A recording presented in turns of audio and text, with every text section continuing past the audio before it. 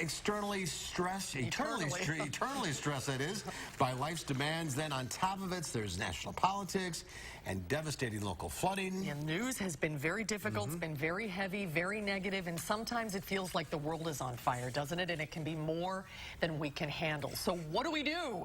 UW clinical professor Christine Whalen is back with us to save the day. No pressure, Christine. No pressure. No scallop wars here. No, but we hear it all the time that people are getting exhausted by so much negative news.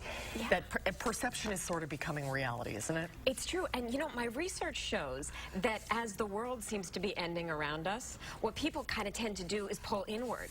So, interestingly enough, as opinion surveys show that we're losing trust in government officials and we're very anxious about other things around us, we tend to buy more self-help books. Oh, that's interesting. And that's a positive thing, isn't it? It could be a positive thing, right? But it means that we're trying to fix ourselves rather than fixing the world, right? Because we say it's just impossible to fix the world. So we turn inward. But the other bit of research on happiness shows that there is actually a better way. And what's that? I'm glad you asked. See, this is the good news. This is the good news. Yeah. This is the good news. So what we really need is to approach all these issues with a human ecological perspective. And that's a phrase that I don't think most people aren't particularly familiar with. But I teach in the School of Human Ecology here at UW-Madison. And what we study is how individuals are interconnected to each other and to the world around us. And what research shows is that our happiness, our individual happiness, increases when we take positive social action to help others as well.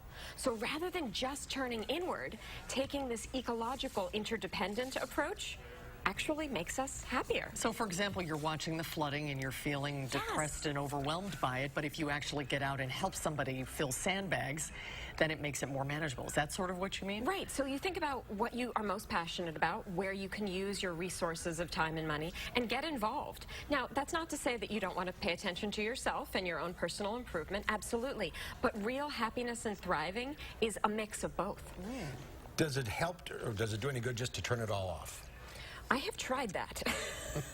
I have tried when your basement's flooding, I guess, then you got to come to reality. Exactly. You know, and I think in the short term, everyone needs to give themselves a break. But I teach a class here at UW-Madison about belonging, purpose, and the ecology of human happiness. And I'm really teaching these first-year students how to get involved, how to see themselves as part of a larger whole. Because when we approach life not through an ego approach where we're thinking me all the time, but an eco approach where we're thinking of the me and the we together, that actually makes us as individuals happier.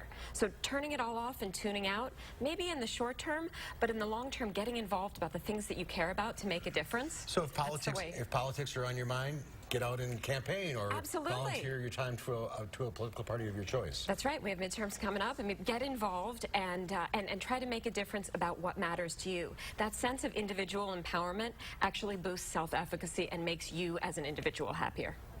I like that because, I mean, even if you look at it in the construct of the flooding, there's always a silver lining. When the news just gets to be so difficult and depressing, there's always something positive that comes out of it. Communities come together, people help each other. Right. I live in Shorewood Hills. It's been very hard hit. We have all come together. The volunteers have been amazing. They've been putting in so many hours and lots of energy to help people in need.